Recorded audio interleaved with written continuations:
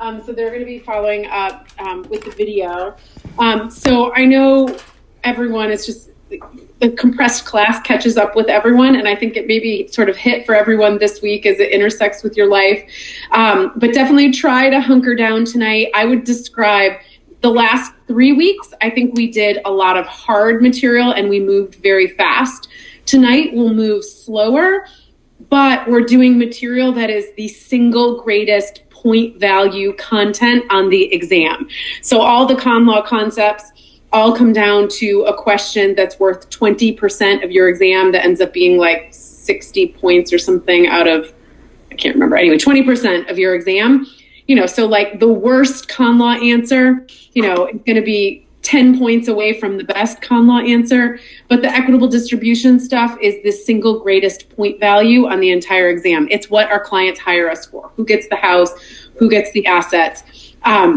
So I definitely encourage everyone to really hunker down tonight and really set a goal. There's no time in a compressed online class like this. There is no time for studying before the exam. There's minimal time. There's only time for refreshing and refining. So really try to take notes today such that when you walk into your open book exam, you'll have handy the materials that you need to succeed on this bar question, or on this exam question.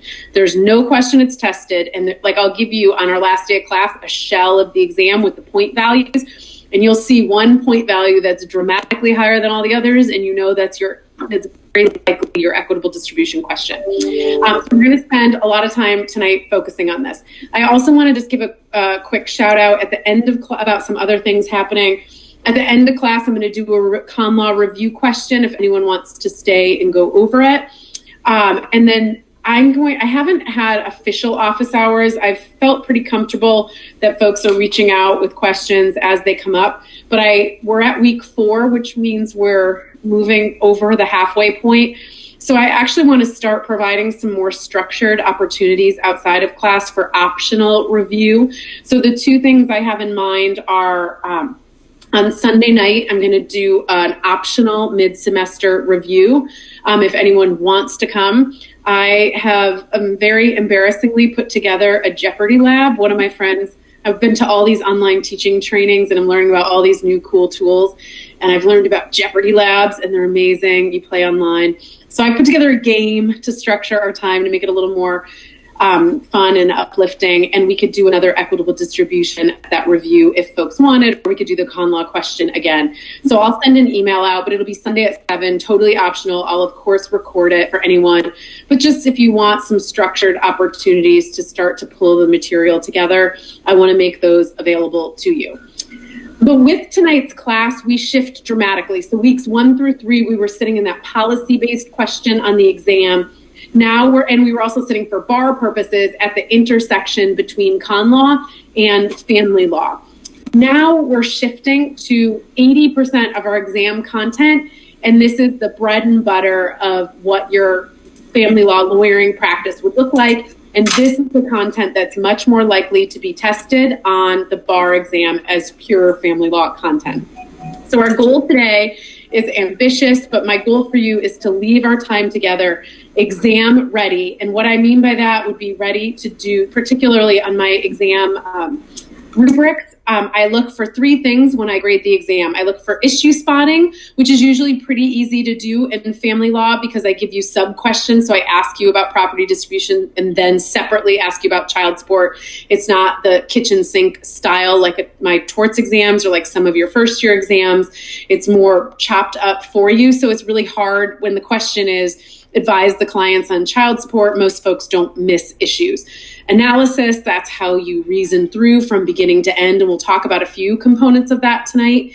That's something we always can all do better on our analytic skills, but usually folks do pretty well on that. But the part that I think makes my exams unique are that I test explicitly on client counseling.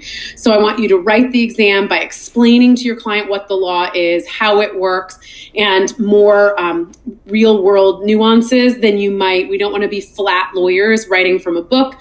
We want to be speaking to real humans who are unable to sleep at night because they're so worried about whether they can keep a relationship with their kids in a divorce.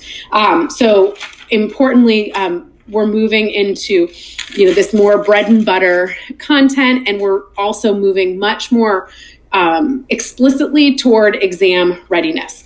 So to start us off, we had 3 cases today, and I'm going to go in reverse order, as I think I said by email. We're going to start with the Roberts case, and so this is like one of the best cases ever introduced in a law book, and I have a bunch of folks on call who are not here.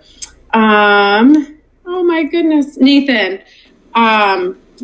Hey, can you tell us a little bit? What I'm going to do is split our conversation. First, we'll talk about what the case really says, and then second, we're going to use it as a collaborative tool to all issue spots. So Nathan, just tell us what happened in the real case. All right, so Matthew and Leanne Roberts were married in 1989. Matthew started law school at Valparaiso, which is my sister's alma mater, shortly after they got married. Right before he graduated, they got divorced after having a child, and the court basically said that his law degree could not be considered marital property. Good. Did you catch the juicy part in there? There's like one really fun fact that you left out.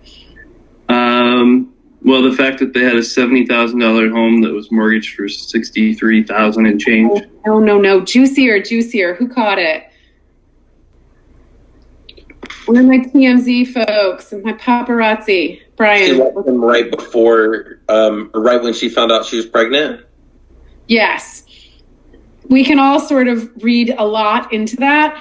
And it's very important context. All 3 of these cases might have provoked a little anger or a reaction out of you. While we're talking about money, they were a little juicier than you might have anticipated. And I think it's an important theme of all 3 of our cases that we're largely working in a no-fault divorce world.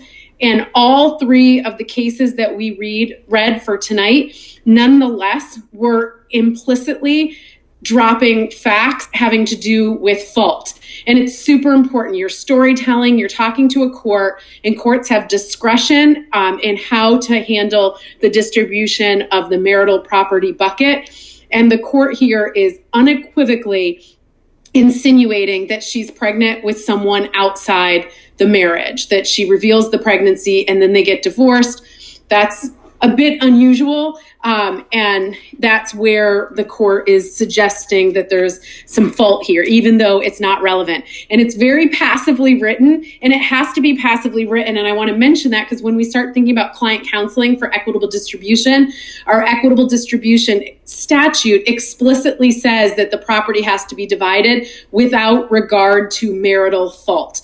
But the court nonetheless drops this little nuance that's worth noting, because as we think about what it's like to actually lawyer these cases and how we persuade a court to give a greater pour of the marital bucket to our client over the other client, there is no question that issues of fault are still simmering in the courtroom, even in a no-fault world. Good. So Nathan tells us the story. I really wish I would have prepared to have one of my many married students get your spouses on class to participate, because none of you guys are going to properly do this justice like your spouses would. But Nathan, give it your best shot. What would your spouse say about why your spouse is entitled to your law degree? And shout it loud so they can hear you, because you get lots of love and street cred for this part, and then whisper on the next questions. Well, she supported me through the whole damn process, so come on. It's got to be worth something to the marriage. Good, absolutely. And lots of folks in our class are married, and lots of folks in our class have children or are in committed relationships. And you know that you couldn't do what you're doing in many instances without the love and support of someone at home who's making it possible, someone who's watching your kids right now, making sure you had a quiet hour or so to read for class. You know that it is, and we hear it all the time when you make your graduation posts and when our graduation speeches happen, many people comment and reflect on how they couldn't be where they were if it wasn't for the care and support that someone might have been providing at home. So that's the spouse's argument, but Let's get sassy. What's our concern with that argument? It sounded beautiful. And then Nathan, you can talk way quieter so your spouse doesn't hear you. What are the reasons to critique that beautiful, nostalgic Hallmark card view? Well, how do you split a degree? How do you put value on that diploma that it would split equitably? It's almost impossible to divide legal knowledge like that so that it could go into two buckets. Good. Someone get sassier. That sounds real nice. Someone get angry. Who wants to get angry for us? Get your class participation points in real easily. Elizabeth just walked out of class, so she's angry. Anybody else? Ethan, you were voicing this earlier. The fact that I just think it's ridiculous that she even could the gall of this woman to say that this is that's her law degree.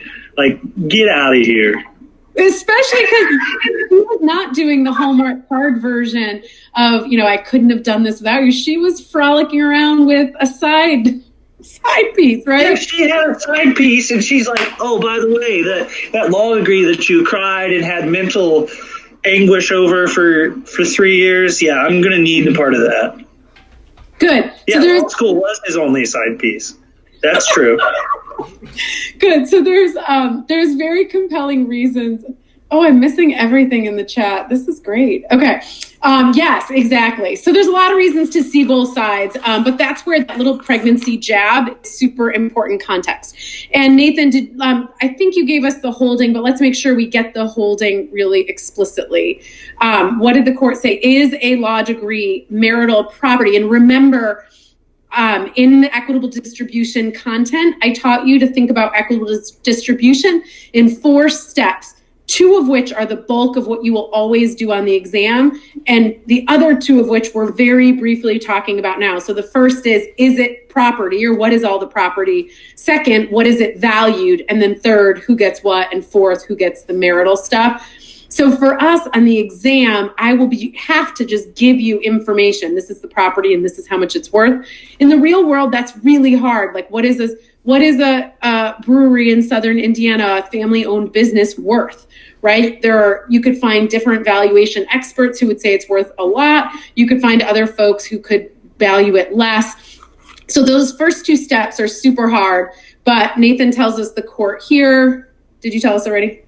Yes, the degree is not marital property. Good, and it's at that first step. So it's not a question of whether it can be divided yet. It's just not property at all. And importantly, if there were income, like if he was already working as a lawyer, that's different. We're talking about the degree itself. So what I want to do now, though, is this case offers us a perfect opportunity to practice equitable distribution. So what I want to do is use this as a chance. So if you open your casebook, I've got the new edition and it's on 603. But if you open your casebook, and we're going to sketch this out. So the first thing, what we're going to do is model, before we get to Cody and Sarah, we're going to model here how we answer a real equitable distribution question on the exam. The first thing I want to work on caught my attention in our bar questions. In the practice bar questions that we did on equitable distribution, almost everyone in the class, almost everyone jumped over the point, the part where you state the rule. So what I'm going to ask you to do, I'm going to mute myself and I'm going to ask you to open a private chat to just me. You're welcome to post it on the group chat if you want, but I want to give folks space to work at their own pace. And I want you to take a good 4 or 5 minutes. It's going to take a minute, and write up a comprehensive rule. What is something that summarizes in total how equitable distribution works, that is client-centered and that is exam-ready? So this is what you will drop every time you do an equitable distribution analysis. So what you're going to do is open a chat. You could do it in an email instead if you wanted to preserve a better copy for yourself. You could just send me an email now. But what you're doing is taking 4 or 5 minutes to write a thorough rule comprehensively summarizing what equitable distribution is in Kentucky and how it works. Everybody clear? Okay, off you go. And so you should send me something within the next 5 minutes.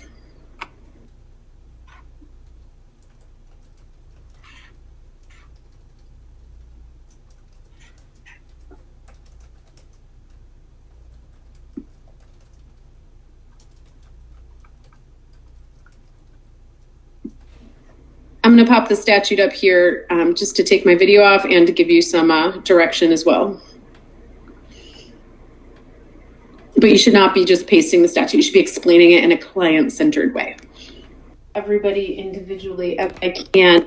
If you haven't finished writing or if I haven't replied yet, we're going to do some more group work. So if I don't get back to you before the end of the night, send your definition or your write-up to me. Paste it in an email to me, and I want to make sure I give you each individualized feedback. A couple things I want to emphasize. So I have the statute highlighted here. One of the big things I want to emphasize, and I really don't truly know how or why this is the case, but this is really step one. Or I should say step three. So step one is identifying property. Only rarely will you on the exam see real issues of what is property, but you can imagine all sorts of questions like intellectual property. Is it, or art or copyrights or, an interest in season tickets or things like that, that you could have an interesting question of whether or not something is property. But I won't test you on any issues other than the three that we're studying tonight, which are pensions, law degrees, or really two, pensions and law degrees, unvested pensions and law degrees. But really so first question is it property? Second question is, what is it valued? I will hand that to you on the exam. In the real world, that's incredibly complex and it might be costly to figure out what is a season ticket worth to the Chicago Cubs. In some years, very little. In the year they happened to win the World Series, a very high-profile divorce brought it into the national news headlines, that exact question. And then the third question, but the first one really captured on the statute, is the separation of property. So if it's separate property, all property is marital unless it is separate. And that sits here. And then once we ascertain what the marital bucket is, we go here second. But the statute notably moves in the opposite order that it's presented, because the property that you're distributing here is the marital property, but you don't know it's marital property until you extract out all of the separate property. Everything is marital property except that which is not. So I encourage you to think about the statute this way. Second, some of the early drafts that I read of the rule statement from many folks were really just putting the statute in the notes or some version of that. But remember, for exam purposes, we're speaking to clients. So we want to be a little bit more accessible than that. It's perfectly fine to paste all of the exceptions so long as you're like a tour guide walking your client through each of those steps along the way to help them understand, first, we're going to do this, second, we're going to do that. Next, in your rule statement, and remember it's open book, so you can have these things prepared. You shouldn't be thinking on the final exam as to what the equitable distribution rule is. You know it's going to be a question. Instead, you should be applying that rule to the facts that I give you in a client-centered way. So make sure you narrate and navigate your reader through it. And make sure you've got a robust rule ready to drop on the final. Okay, next what I want to do. So first I want to start there. We're going to use the rules that you're developing on the Sarah and Cody simulation as well. But for exam purposes, this strategy of starting by identifying the rule as a whole is how you should approach every question on my exam and also every question on the bar exam. Don't fall for the bar examiners asking you some super narrow question. The bar exam is a very simple formula to answer questions. State the rule, apply the rule to the facts, reach a clear, unequivocal or clear conclusion. And that's your methodology. The reason the bar exam is so hard is the volume. It's how much material you have to be prepared to do that with the stress of knowing that the bar examiners are going to pull one small thing like this pension case, and that's the only little morsel you're going to be tested on in family law. So it's stressful, not because of how you write it up or what you're supposed to write up. The bar exam is stressful because of how much you need to know, and then the restraint you need to exercise in writing up only what the bar examiners have asked you. But always follow that methodology where you state the rule. It's super important in family law because your clients need to understand this. Finally, my last piece of feedback on these macro rules is make sure that you clarify in your rule the different role of the state. In the question of what's marital property, there is no discretion. And that's supposed to be a no sign. No discretion. I don't know what that is now. It's supposed to be a no sign, but no discretion in bucketing the property. And that's where we're going to get back to this Roberts case. In the distribution, the court has the discretion to distribute without regard to marital in just proportions, considering these factors. The court has discretion how to pour the marital pot, whether it's poured equally or unequally, but the court has no discretion here. And that's why this case is so interesting. Okay, so with that in mind, the next thing I want to do is go through the Roberts case and actually do the work. So first, I'm gonna, why doesn't everyone take a few minutes to sketch it out? So step one is to identify the property and to value it. Here, there's not very much, so we'll skip those. The next step is we need to extract everything is marital property unless we can pull it out. So take a look at the facts given in the case and identify what, if any, can be pulled out as separate property. So what you're doing is you're looking at the Roberts case and the facts that were given, and you're identifying a complete list of property and you're bucketing it. It's either his or hers or marital, and then stop there. So we're not going to talk about what we do with the marital bucket yet. Everybody cool on what we're doing?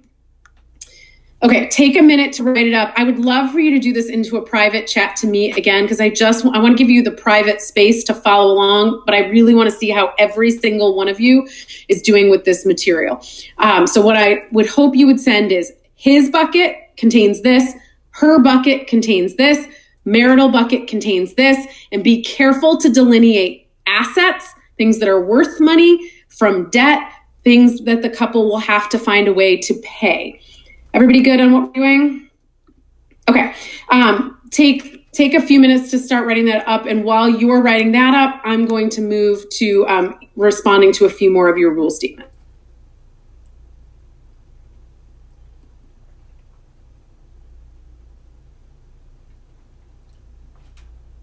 Move through group activities I really want to use today to kind of slow down and give everyone the chance to work through this. But a couple of things I want to emphasize. Everyone's doing a really great job with the distribution. Remember that the law degree is not property at all. And that was our step one. Then if there is property, you'd value it. And then step three, you would classify it as separate or marital. So you would not put his law degree anywhere, because what the court is telling you is that his law degree is not property. Second, the best thing I can give to you this week as a preparation for next week when you'll study online the child support material is everything that has to do with the income, like the salary of individuals, is going to be relevant to child support only. So income is not property. It's something that you may get in the future. Your bank account is property. So when your income comes in and sits in an account, that's property. Anytime I tell you what someone makes or earns on an annual basis, that, or a monthly basis, that's going to be income for the purposes of child support. So here, the facts about what their relative salaries were would stay out. So in the end, he gets, but the key thing that I want to emphasize, and everybody listen carefully because there are a few folks that I haven't replied to yet who have it wrong. The classification stage, where we either bucket as separate his, separate hers, or marital, is a mandatory process. And so the student loans, the one big part of this is that his student loans, it does not matter what the title says. So you can expect my exam, you can expect all the cases that we read to regularly tell you the student loans were in his name. Sarah's home equity line was in her name. The most important thing about equitable distribution is, and the power that it reveals, is that we do not care contractually whose it is. So even though the loans were signed out to him and him alone, for the purposes of the dissolution of the marriage, we ignore title theory and instead use the timing metrics. And anything before the marriage or after is out, it's separate. Anything subject to our exceptions is out, it's separate. But everything else, debt or assets acquired during the marriage that you can't find a basis to pull out, has to be marital property. And that's the key takeaway from this case, is that the injustice from her perspective, that the loans are marital property, debt, that they will bear the burden of together. But the degree and whatever it could have been worth is not property at all, subject to equitable distribution. But the only way we can really see that is if we go through step by step. And let me put up a slightly different file to help bring that point home. This is really from the slides you already watched, but I just think it's a helpful visual. Everything is marital property. Whoops, bad placement. Everything is marital property. Oh gosh. All right, everything's marital property unless it falls on the outliers of those timing. So it was before the marriage or after the separation, or underneath in one of those exceptions. Let me get off this slide. There we go. Okay, so we can look at it clean again. So everything is marital property unless it falls outside because of timing or because of one of the statutory exceptions. So the challenging part of those loans is they don't fall into any of those categories. So in the end, in their separate property buckets sit their respective 401ks and personal IRAs because they had them before.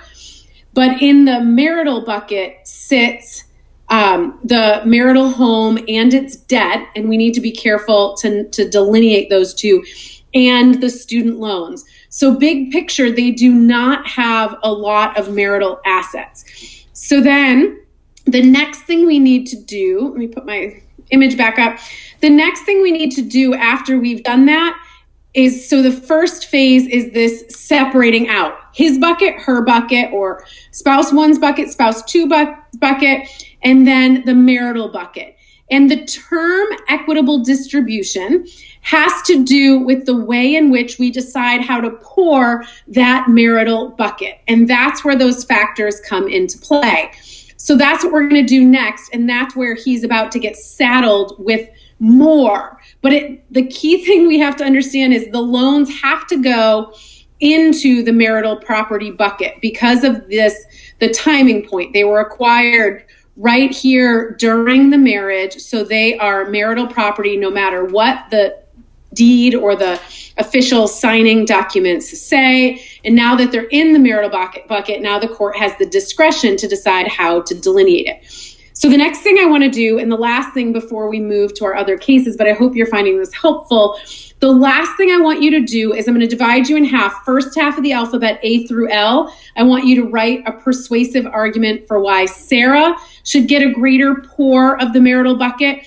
Last part, second half of the alphabet, M through Z. I want you to write an argument as to why Cody should get a greater pour of the marital bucket. And for this one, I do want you to post in the group one and just start posting them as they come to you. So you see you've got these 4 factors here that you can work with. And I want you to really focus. Remember, I grade the exam on issue spotting, analysis, and client counseling. Practice your analysis here. Matthew should get a greater pour because when we look at contribution, what? So tie what outcome should occur to the statute and to the facts. So everyone should, within the next 3 or 4 minutes, be posting something now in the group chat that is a persuasive statement trying to persuade the court why, in its discretion, your client, Leanne or Matthew, should get a greater pour of the marital bucket. Off you go.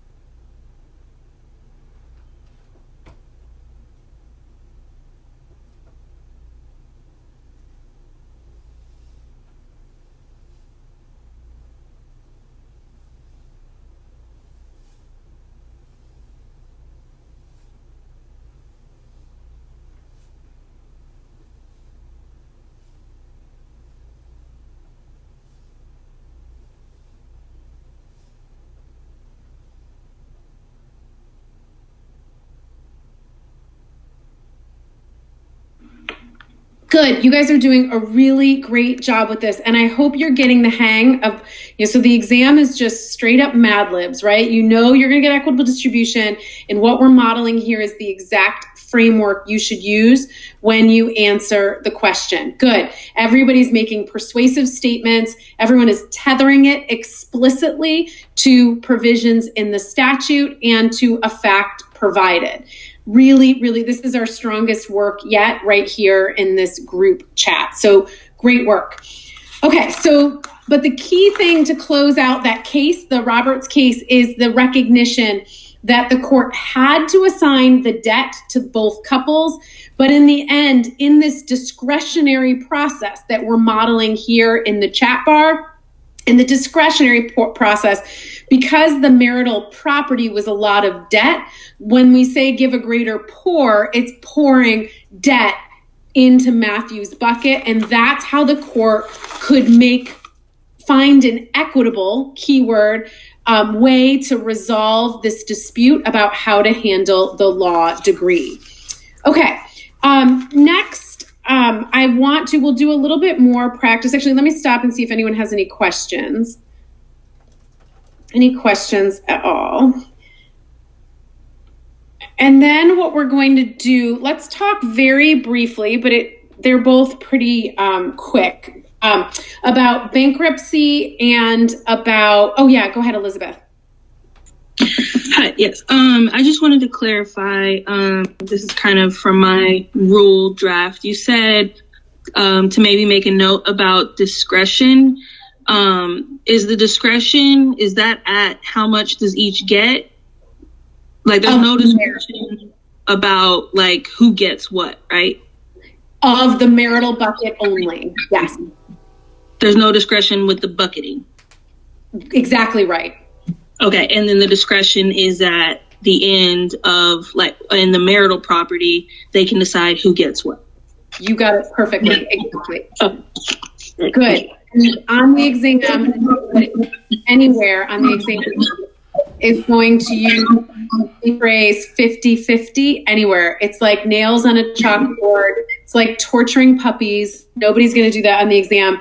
It may very well be that when you try to make those competing arguments, neither side has a really compelling argument.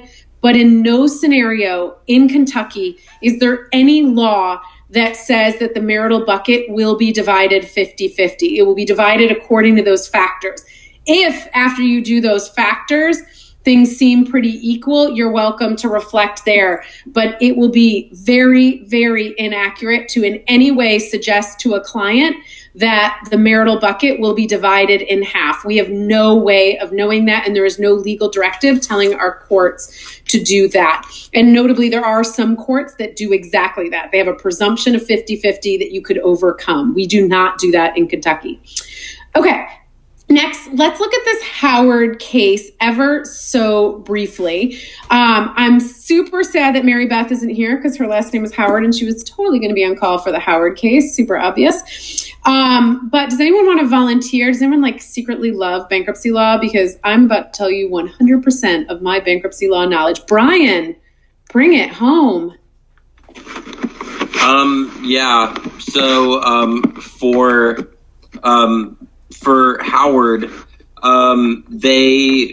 Shane and Sandra dissolved their marriage, and Shane was required to pay numerous things, including a loan.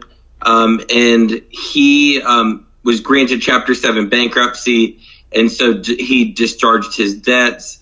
And then he was seeking to reduce his alimony payments under the divorce decree. And the court basically was asking, do you have an obligation under divorce decree to make payments for debt under the bankruptcy? And it's not dischargeable under the bankruptcy. Beautiful. Good. A couple of things I want to emphasize. One great takeaway from this case is this is a really powerful family law lawyering lesson because, Brian, who actually started the battle here, right? So this is it's Kentucky litigation, but who actually went to the court to ask for something first, Brian or anyone?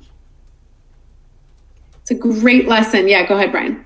I believe it was the gentleman. He filed for bankruptcy, and then he sought to terminate the alimony, I believe. He sought to terminate child support. Child support. Good. So next week, you're going to study child support in your online unit. And one of the things you'll learn is it's based on, how much income each respective parent brings in. So Shane realizes that because of illness or an inability to find work, he doesn't have the same amount of income. So he goes to court to ask for something to benefit himself, to reduce his child support obligation based on his change in circumstances. The reason I want to mention that is because rule number 1 of family law is anytime you ask for something, we need to anticipate and prepare for what the move will be on the other side. You will not meet family law clients who say, oh, of course, let's thoughtfully consider how his obligation should be less, and don't see an opportunity to ask for something back. And that's exactly what happens. So he asks for this, and then she slams back with a contempt motion, saying that he's in contempt for failing to pay the obligation. This case, I literally know everything I know about bankruptcy sits in the next 3 minutes of what I'm about to say. You will not expect to get extensively tested on this whatsoever. However, I always assign this case because it's super important. If you read this case and thought it was very technical, thought there were a lot of statutory pieces to put together between Chapter 7, Chapter 11, Chapter 13, the bankruptcy amendments, the bankruptcy code, and there was a lot to put together, the answer is absolutely yes. And if this is not your area of expertise, you will need co-counsel to advise clients in bankruptcy.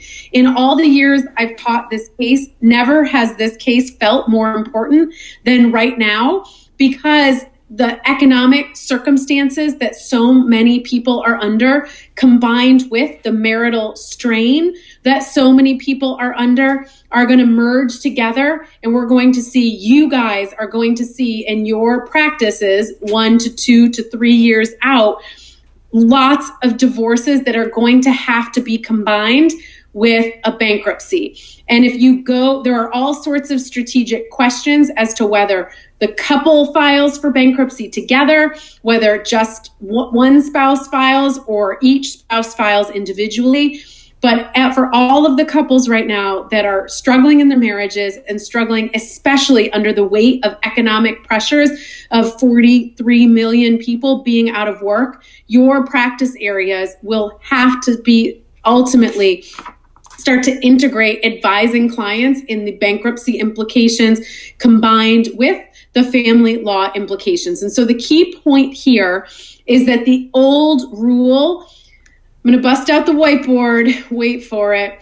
The old rule used to look at it from the perspective, wait for it,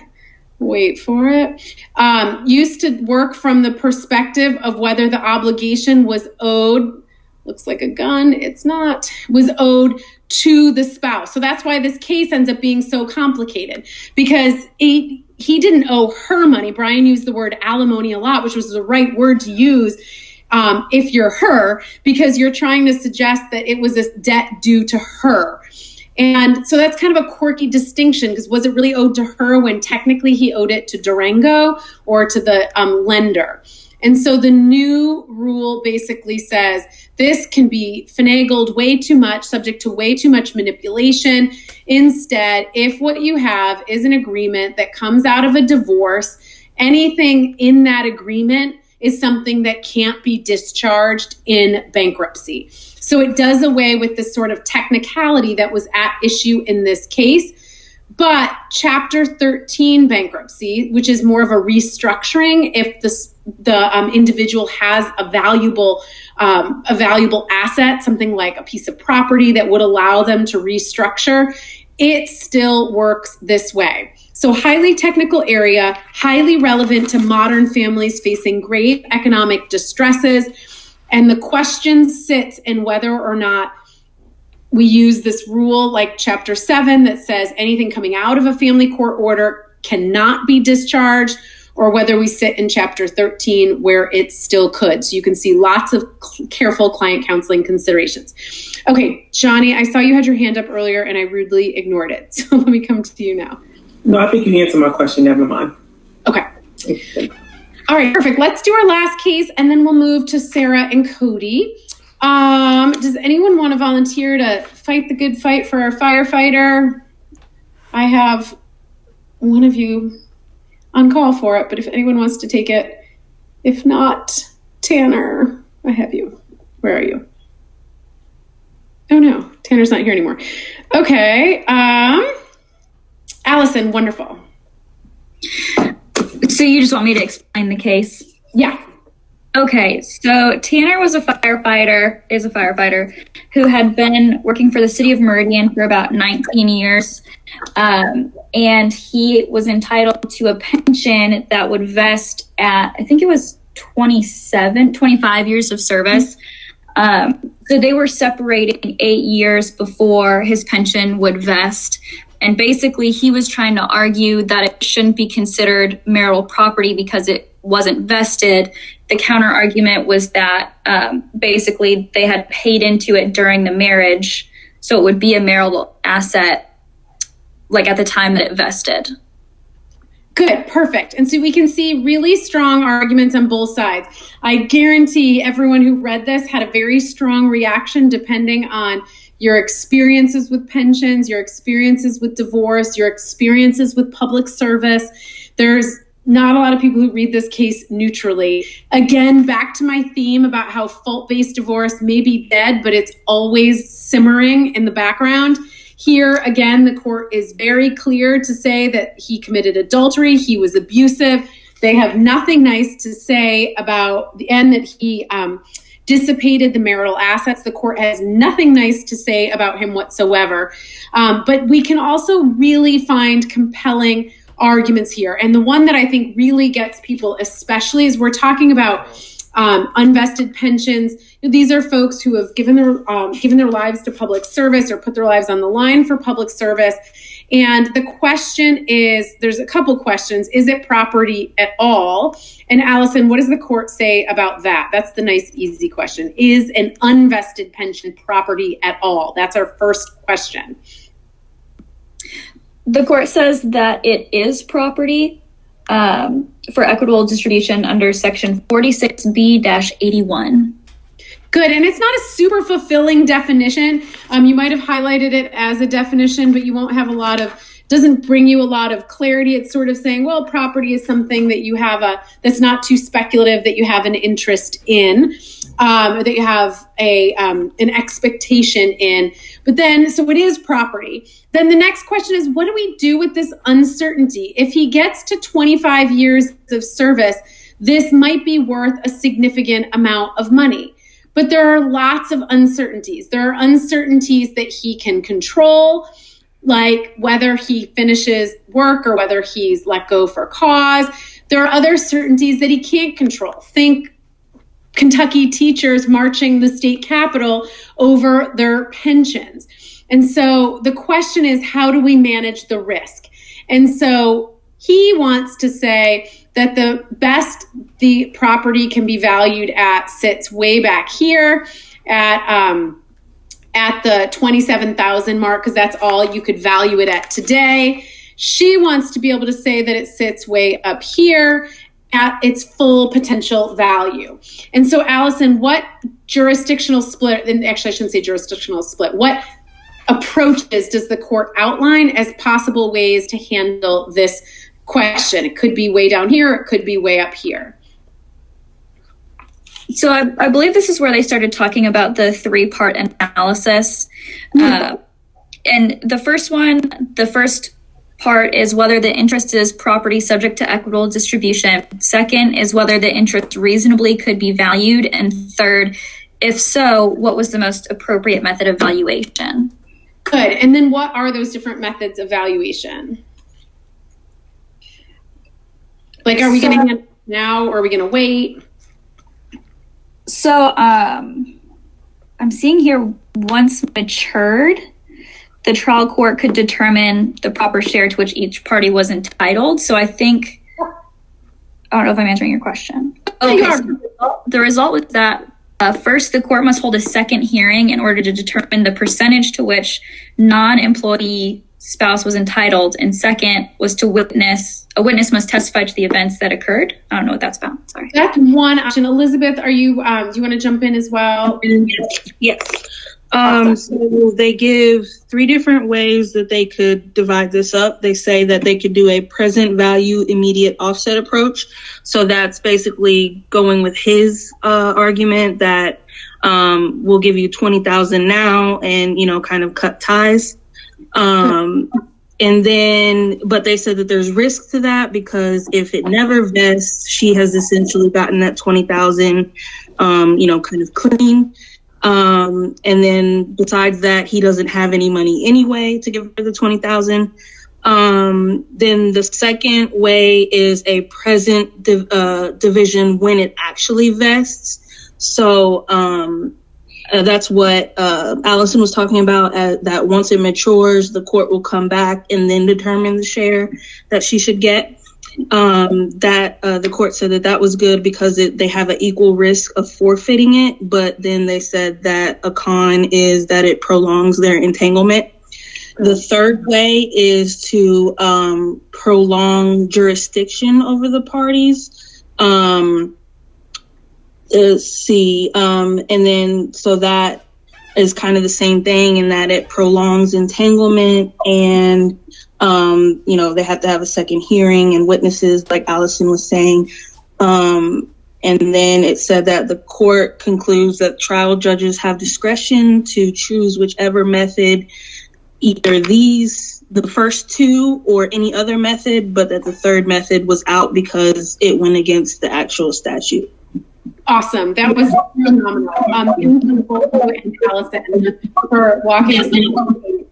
Unlike bankruptcy case, you can expect to get tested on this concept. It has huge implications in Kentucky. And as we think particularly about public pensions and we watch all this money flow out of state coffers to deal with COVID, somehow we have to pay this money back. And we already had a pension crisis. So this is a super important topic. It's very timely. And the answer, as Elizabeth and Allison explained, is any one of these two. This is one, we could either divide it up now. We could sort of, fight out the valuation fight and divide it up now, or we could put a percentage on it now, but not actually divide it up until we know how much it's worth. So that second option, this one manages the risk equally. So if it's worth 50,000, then so the court would say you get 50% of whatever the distribution is. So if it's worth 50,000 or 500,000, both parties bear the risk equally. This one carries a little bit more uncertainty because we might get it very wrong, but it only works if there's money to be paid now. So it's not a jurisdiction split like Kentucky does it one way and Indiana does it another way. It is a pragmatic split. If there is property to be offset, then you might say, okay, well, she gets to keep the house in foregoing her right to this distribution. And then the last thing I want to emphasize about this material is if you think about this second option, what we're saying is that sometime in the next 7 years, this might vest for him, or it might not, and it might vest for a lot of money, or it might vest for a little. And you can imagine how we don't want to create a world where she's sort of, compelled to stalk and lure to figure out what actually happens with this. So consequently, courts impose a very specific requirement. It's called a qualified domestic relations order. If any of you have ever worked in HR, you very likely might have dealt with these before, but you can't just privately agree to this, where he can't just say, hey, girl, I'll give you 25% of it and we'll be done with it, and we sign a settlement and it's over.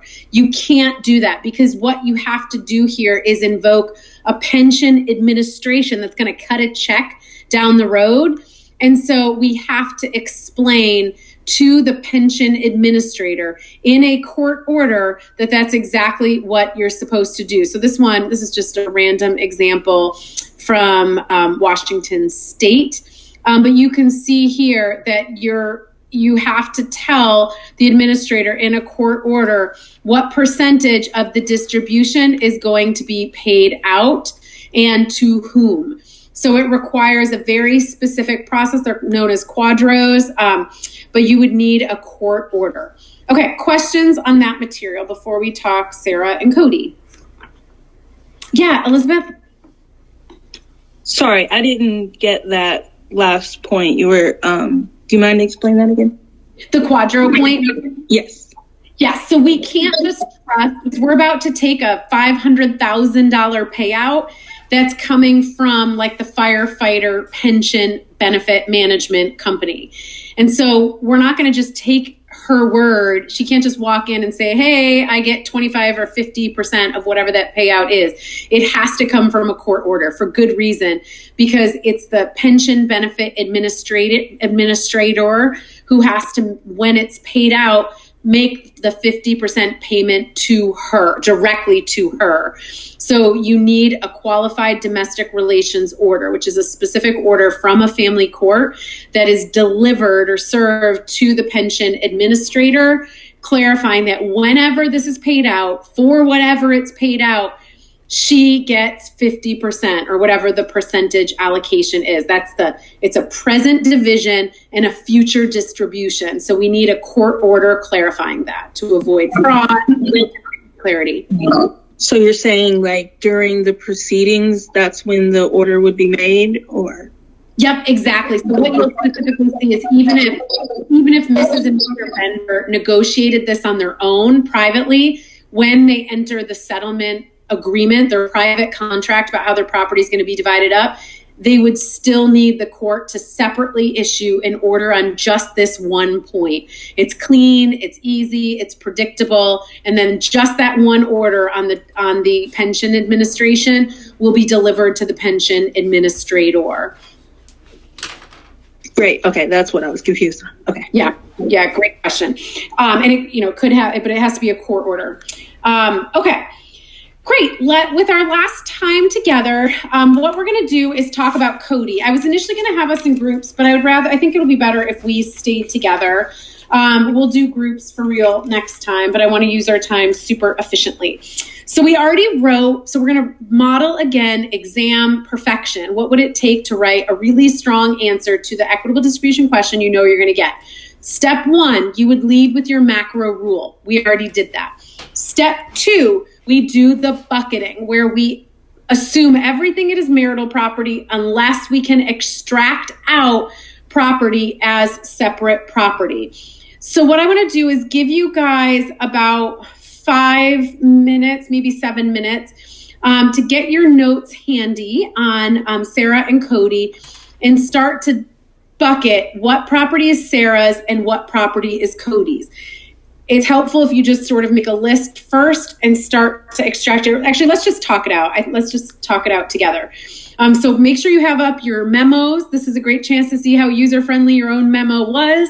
So pull up your memo and let's just get some volunteers. And our first question is, what property is separate property and why? Every time we're practicing our analytic skills as well, we need to always explain why the statute tells us it is what it is. Let me put the statute back up.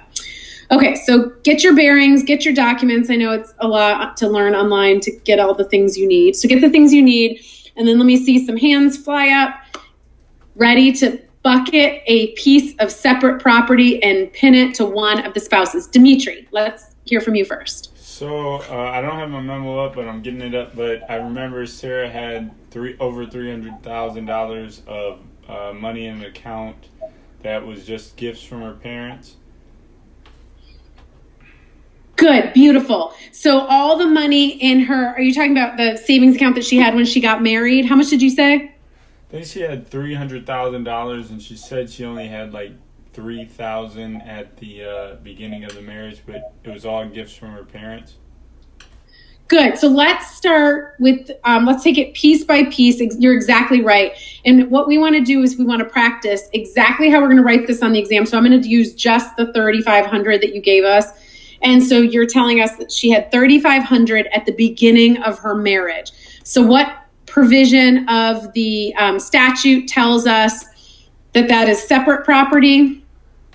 Would that be Section 3, all property acquired by either spouse after marriage and before? Oh, never mind. So it's the one, maybe it's Section 1 where it says, talks about marital property and anything that was before. Or maybe it's Section 2.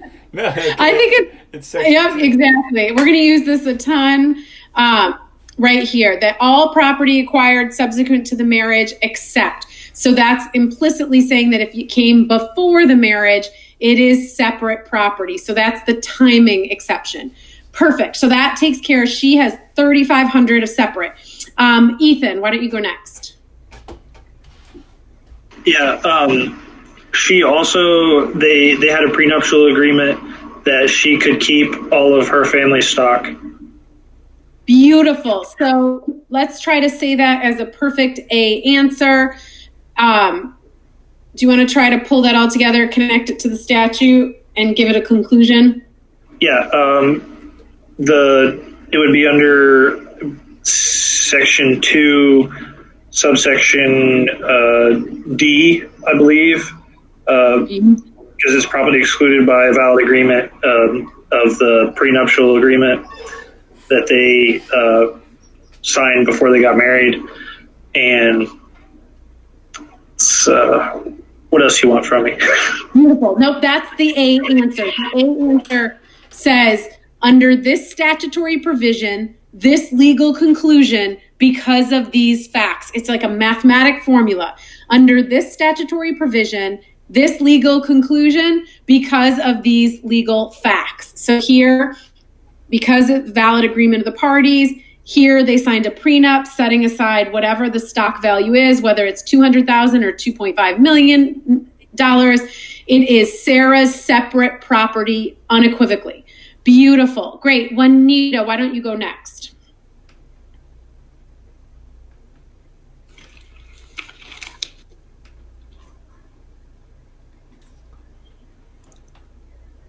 Oh, make sure you unmute when you do. I'm sorry. Oh, you're Can you fine. hear me now?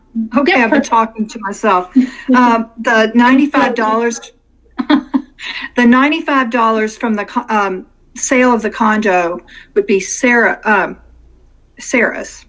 The interest, though, would be marital property because Cody worked to make that grow.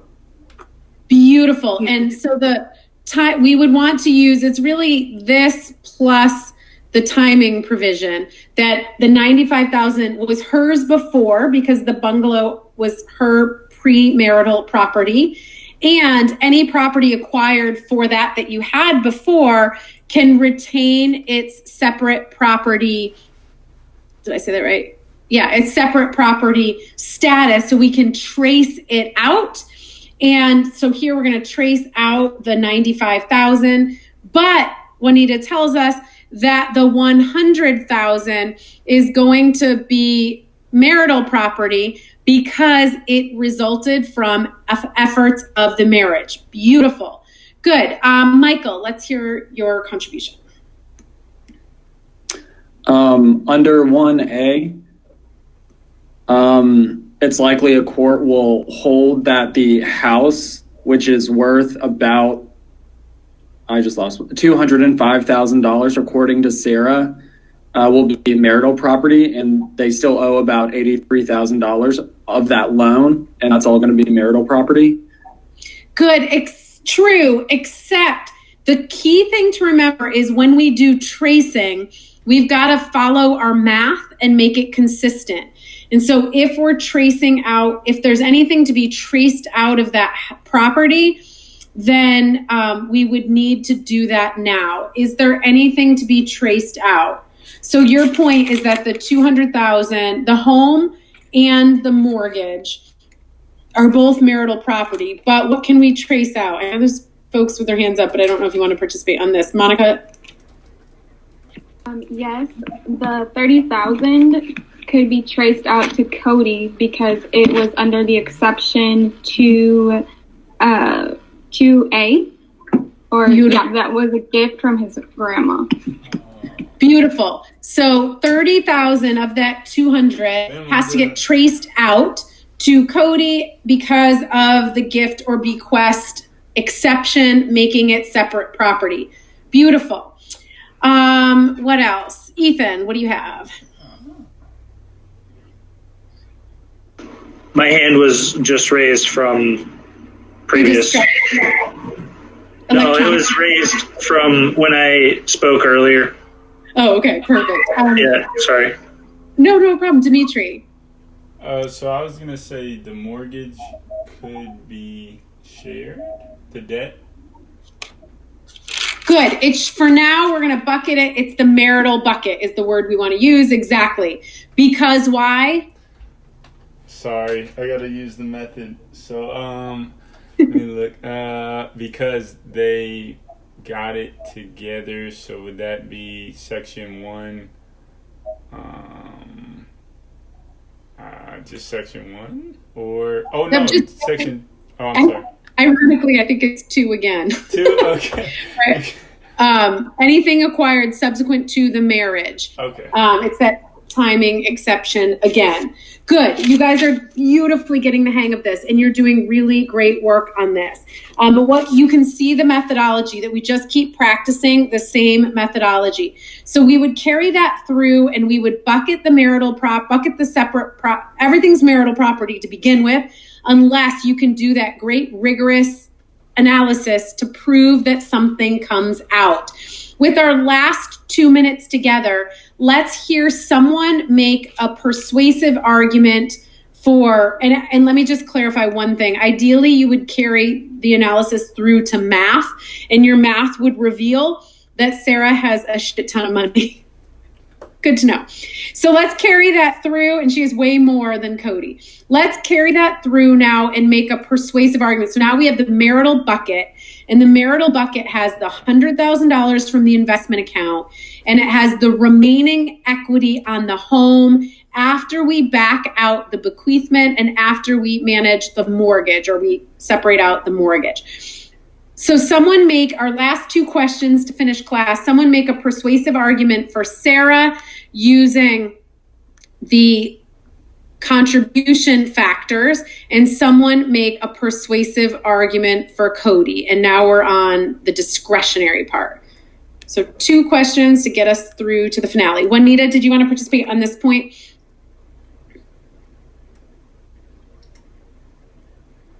No, okay. Something else. Okay, Michael, go ahead.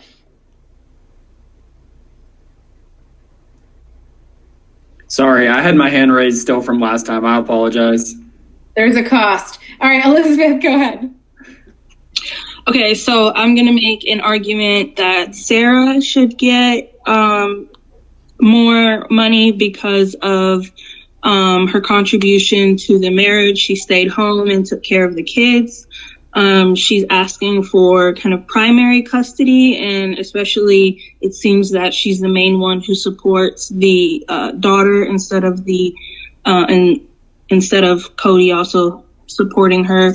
It's a little unclear about that. And then I think they were married for quite a long time, so she deserves more money for putting up with Cody's antics. Beautiful. I'm going to add one tweak to what Elizabeth just said. So there's a strong argument for Sarah to emphasize everything she gave to that marriage, including her parents' money. The fact that her financial resources sort of set the family up are super important. So for her, that look back is really important. And the other thing that's really important for her, Elizabeth said it, but she didn't use this exact wording. So I'm just going to tether everything Elizabeth said to this phrase, that the economic circumstances of the spouses when the division of property is to become effective is such that she's not working and he is working. That's a very myopic painting of the facts. So someone jump in and defend Cody for us, Dimitri or Brian. Dimitri, were you going to participate on that? Yes. All right. But Brian can definitely help. So the dissolution, or Cody should get more because of the contributions he made after, while they were married and after the home was acquired, and what he did with the investment account. Also, his economic circumstances at the point that the property is being divided is such that Sarah has a lot more money than he does. I think he said he only had like $7,000 in his savings account, although he's still working, but she has like hundreds of thousands in stock and millions in stock. And then the duration of marriage was about like 15 or 12 years. And then if we want to talk about antics, he was getting beat up a little bit too. So good. And I love how notably the rule unequivocally tells us without regard to marital conduct. But nonetheless, we can't help, we're storytelling about what each spouse gave to this marriage to try to make it successful, and now how they're aggrieved, and that this pour of the marital bucket has to make it right. And so the counter argument for Cody, they both have very persuasive arguments. Cody's argument's like, have you seen how big her separate property bucket is? She has potentially over $2 million in it. So, cry me a river that she's not working. Her mom and dad have funded her for decades. She's just fine. And so, and he was the one who's contributing with the income and with the investment account. Really great job.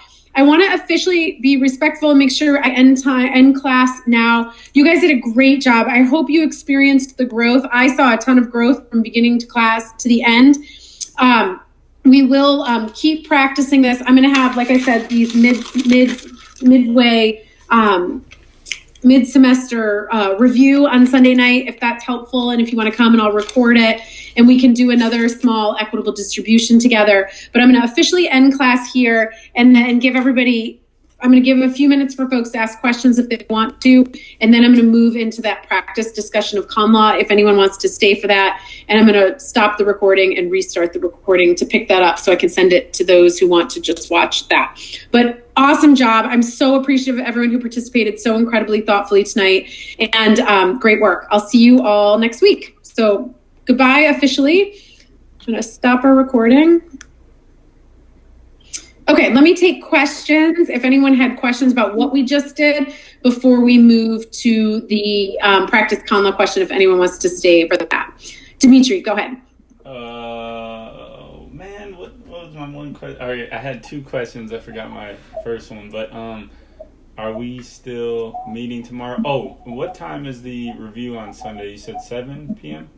7, yes, and I'll send an email to everybody clarifying that. It's going to be fun. We're going to have a Jeopardy Smackdown. You should come. Yeah, no, I'll be there. I have nothing else to do, honestly. It's on like Donkey Kong. And then, are we still meeting tomorrow?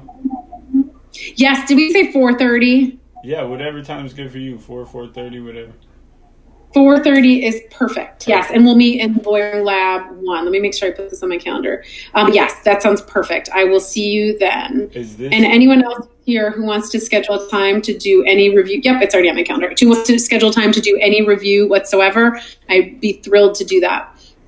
Awesome. So I'll see you tomorrow, Dimitri. Yeah. Is this Lawyering Lab 1? This is it, right? Yeah, there's only one. This is the only spot ever. Okay, thanks. This is the classroom water cooler. Okay, awesome. Any other questions about the material?